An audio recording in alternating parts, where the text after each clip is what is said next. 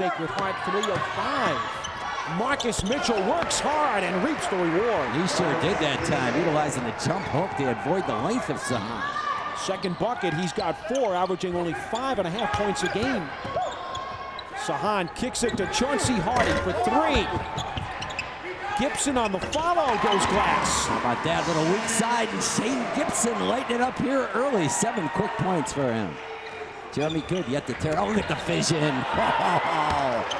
Oh, he looked off the wide receiver and just froze Mehmet.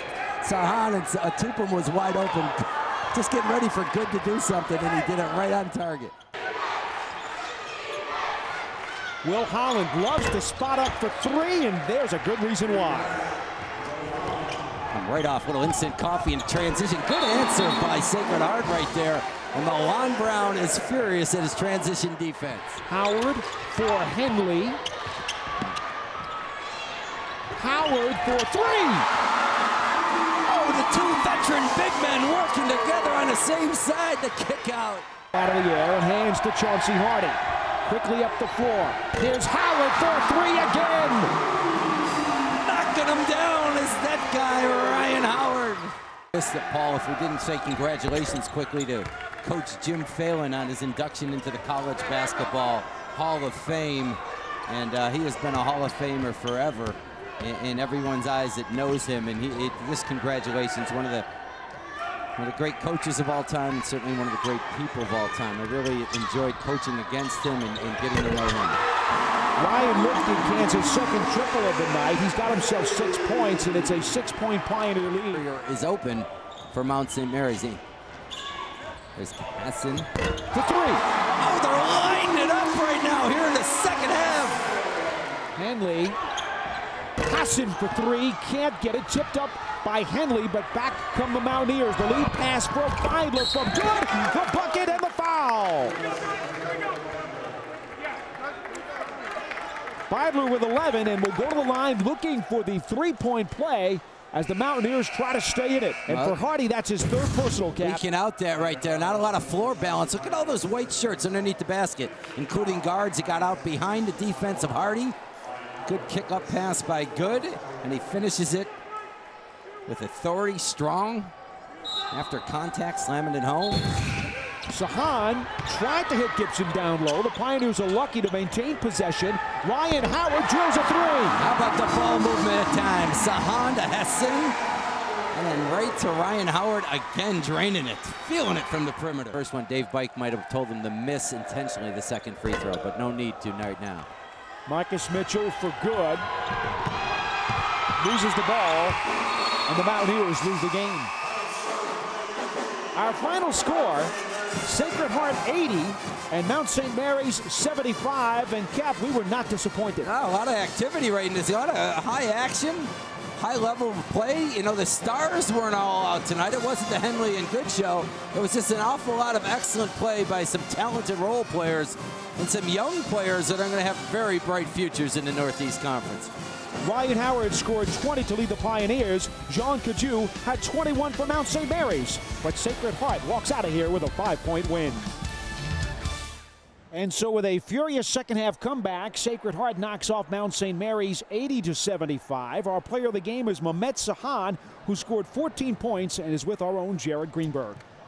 Well, Paul, Mehmet, you didn't play much in the championship game last year where Mount St. Mary's advanced to the NCAA tournament. I know you don't move on now to the tournament, but is there some satisfaction in beating this team that won on your home court last year? Yeah, before the game, we all knew that it was a kind of little revenge for us. So it meant a lot. It was the first conference game as well, you know, so it was important for us to win this game tonight in our home court. And I think, you know, we did a good job. We pressured the ball a lot, and we are really happy. You forced 17 turnovers on a team that averages only 12.5 a game. That's among the best in the nation coming in. How were you able to contain Mount's offense?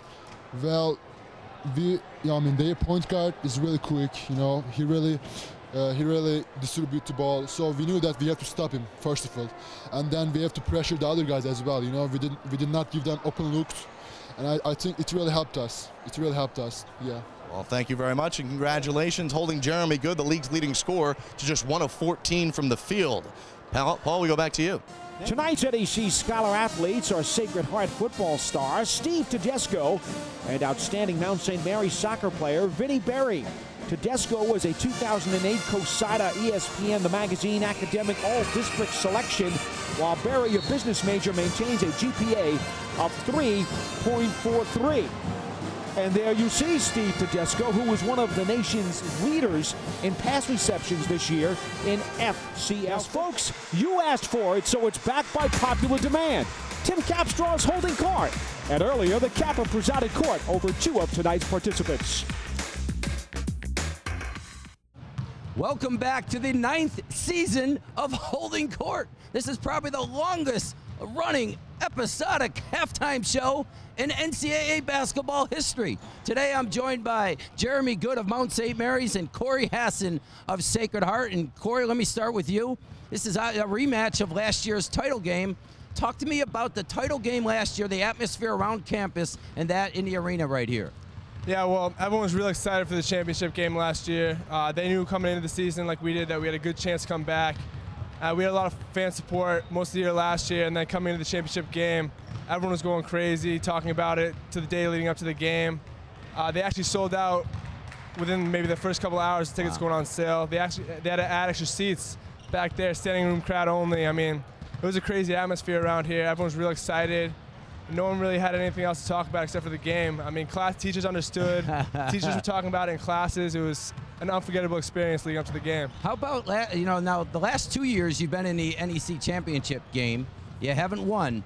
What's it going to take for you to get over the hump and win it this year? I think we know that.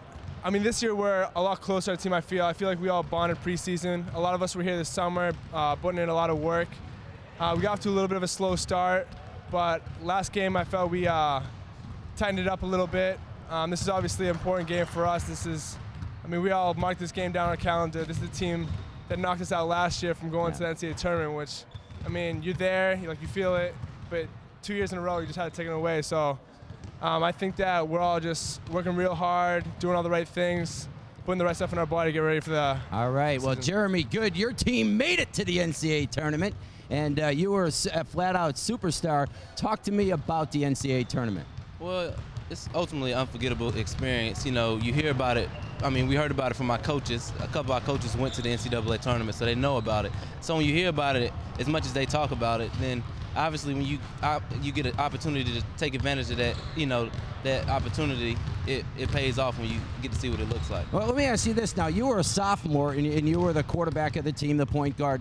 If you were to go back, what would you do differently? Would you think about the game differently? Were you just excited to be there, or would you have a different approach going back this year? Well, I got a chance to go back to North Carolina, where I'm from, so that was a great opportunity. But I don't think anything I would change. It would all be the same. Obviously I would have won more games, so the seeding wouldn't have been as bad as it was. But I take nothing from it. I do it all over again the same way. How about the difference now this year going from the hunter to the hunted? Do you feel like you guys got a little target on you this year? Well, I mean, obviously when you win, there's going to come a time when you're going to be the hunted, and we take full advantage of the opportunity. We're going to get everybody's best shot every night, so we expect that. So we don't mind competition. That's what we're here for. That's what basketball is all about, so we look forward to it. All right, great stuff. This is Tim Capstraw, and court's adjourned.